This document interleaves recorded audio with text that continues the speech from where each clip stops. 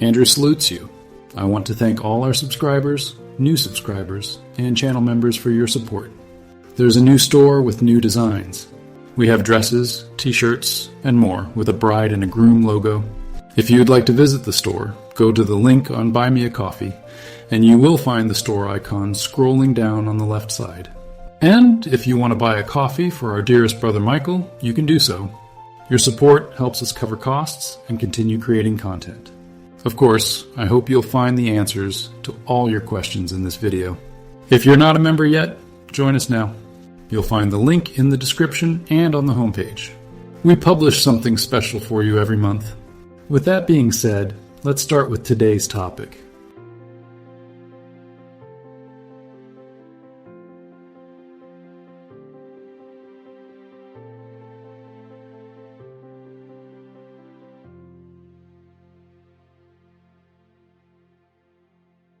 What do you think about the role of the divine messiahs in the modern age?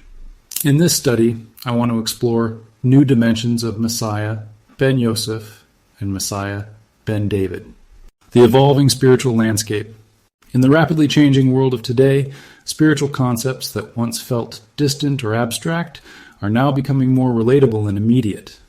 As we confront societal issues such as gender equality, collective healing, and the urgent need for what is right in God's eyes, ancient prophecies and teachings are being reinterpreted for a new generation. One of the most profound and transformative teachings in this context is the concept of the two messiahs, especially within the framework of the messianic age. The idea of Messiah ben Yoseph, the suffering servant, and Messiah ben David, the ruling king, has traditionally been understood in gendered terms, with both figures being male. However, a deeper interpretation opens the door to an understanding where these figures embody both masculine and feminine qualities in a balanced, harmonious union. In this article, we will explore how these ancient messianic roles can be interpreted through the lens of modern spiritual movements, gender equality, and collective healing. We will also dive into how ancient teachings illuminate the dimensions of these two messiahs, and how the role of women in spiritual leadership is essential to the unfolding of the messianic redemption. The divine Christ, he, and Christ, she, in contemporary spirituality. In today's world, there is a growing awareness of the balance between masculine and feminine.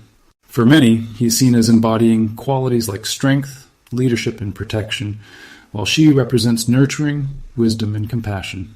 However, in modern spiritual thought, there is a recognition that these beings are not separate or opposing forces, but complementary aspects of the same divine whole. In the context of the dual messiahs, Messiah ben Yoseph, the suffering servant, and Messiah ben David, the ruling king, this balance becomes especially relevant. Messiah ben Yoseph is traditionally seen as the one who suffers on behalf of others, sacrificing for the sake of redemption. This can be seen as the divine masculine in its wounded state, vulnerable, humble, and compassionate. On the other hand, Messiah ben David is the one who rules with power and authority, traditionally viewed as the divine masculine in its strength and triumph. And many Christians believe these are two men or the same man in two different ministries. However, a deeper understanding, especially informed by contemporary Bible scholars, reveals that these figures are not exclusively male, but also represent the feminine being of compassion, wisdom, and unity. This interpretation is reflected in the notion that the hidden Messiah ben David will not come alone, but in union with the Messiah he, symbolized by Jesus. This heavenly marriage of the messiahs will be a fundamental aspect of the final redemption. In today's world, this balance between healing, the divine feminine, and strength, the divine masculine, resonates with the values of gender equality and sacred marriage. As society moves toward greater inclusivity and recognition of the sacredness of both genders, the ancient vision of the two messiahs invites us to embrace both aspects of the divine within our own lives. Views on the dual messiahs. For those deeply attuned to the teachings of the existence of the two messiahs, this concept goes beyond a mere theoretical idea. It is a living, mystical reality that embodies spiritual principles and forces from heaven. For many, the divine Christ, he, and the divine Christ, she, are not simple archetypes, but the very presence of God, essential and flowing throughout the entire universe. Messiah ben Yoseph represents Yesod, the foundation, the channel through which the divine presence flows into the world. Yesod represents sacrifice, suffering, and redemption, the active masculine presence that, like a servant, humbly serves the Father's purpose of bringing healing to the world. On the other hand, Messiah ben David corresponds to Malkut, sovereignty, which is the feminine presence in its expression of wisdom, sovereignty, and receptivity. Malkut is also the Shekinah, the feminine presence of God who is exiled but yearns to be reunited with her divine husband. According to other ancient texts, sovereignty represents the immanent presence of God, which often remains hidden from the world but will ultimately be revealed in the final redemption.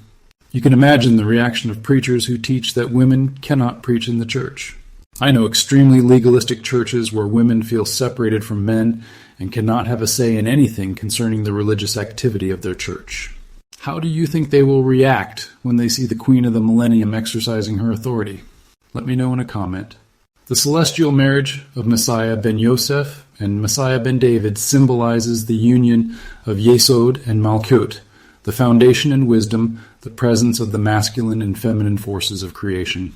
When these beings are fully integrated, they give rise to the definitive revelation of the divine presence, a healing that transcends all dualities, including gender, and aligns humanity with universal balance.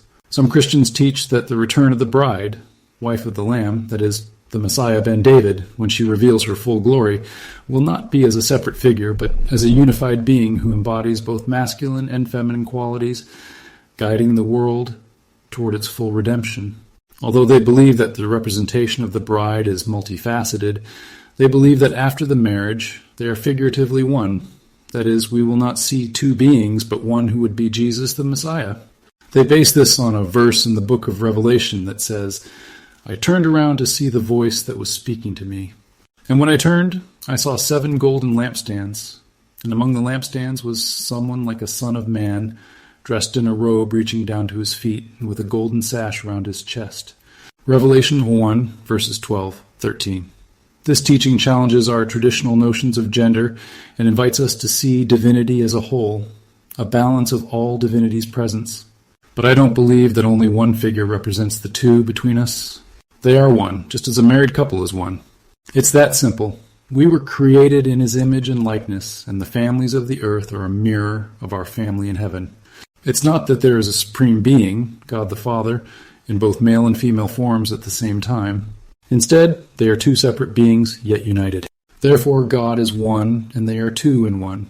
Here, it refers to divinity, not physical presence. What do you think? The eternal God is not that complicated to understand. We complicate things in trying to understand the divine. Let's look at the role of women in messianic prophecy. In the traditional interpretation of messianic prophecy, the Messiah has been portrayed primarily as a male figure. However, in recent times, there has been a resurgence of the female presence in spiritual leadership and prophecy, which signals an important shift in how we understand the unfolding of the messianic era. Above all, this belief is prevalent among the Israelites. And even among those who study the Torah, they may see the existence of a divine daughter rather than a divine son, while traditional Christians may not see the daughter, but may see the son of the Father. All of this helps me meditate on how God worked out and planned all things to be this way, and in the end time, many will be tested, others will be put to shame, and some will be unified. One of the key aspects of this shift is the role of women in messianic redemption.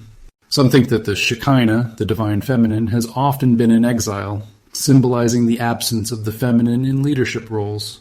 But this exile is coming to an end as women increasingly rise to positions of spiritual authority, bringing the wisdom and healing essential for the restoration of the world.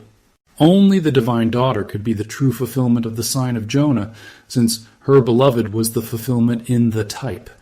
Therefore, the shepherds attempted to displace her, apparently thinking that a female being could not fulfill that role, since in the type the Messiah was a man.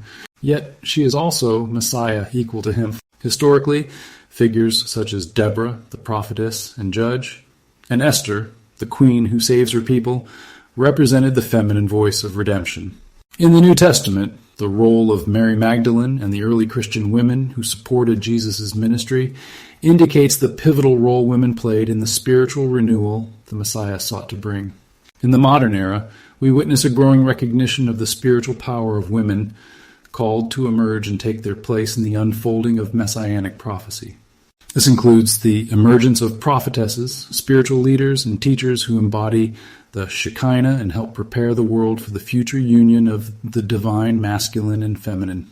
Messianic redemption is not a solitary event or the work of a single figure. It is a process that involves the active participation of all persons of the Godhead, and especially the feminine aspect of the divine, which is now being reclaimed and empowered in the world. As more women awaken to their role in this spiritual process, the full revelation of Messiah, Ben David, and the coming of the Shekinah will bring healing and transformation to the world. There is a hidden Messiah, and what do you think will happen when the revelation of the divine King and Queen is a reality?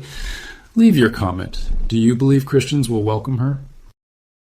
We can conclude that by exploring the themes of gender equality, sacred marriage, and collective healing, the two Messiahs, Messiah ben Yoseph and Messiah ben David, invite us to recognize the unity between the divine masculine and the divine feminine.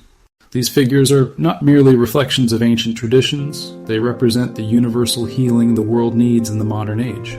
We see that the messianic role of the masculine and feminine aspects is an invitation to embrace balance within ourselves and in society. By awakening to the power of the divine feminine, we participate in the restoration of all things. This sacred union between husband and wife will not only heal individual souls, but also bring about a new world, a world of peace, justice, and divine knowledge. Thank you for joining me on this exploration. May we all embrace the two Messiahs that God sent into the world for our redemption, salvation, and inner healing, and may we treasure them both within ourselves as we await the physical arrival of the two Messiahs. We have reached the conclusion of this study. Thank you for joining us. If you enjoyed these teachings, please share them to help others in need. We appreciate your likes and comments, and if you're a new subscriber, welcome to the family. Stay tuned for our next video. It promises to be fascinating.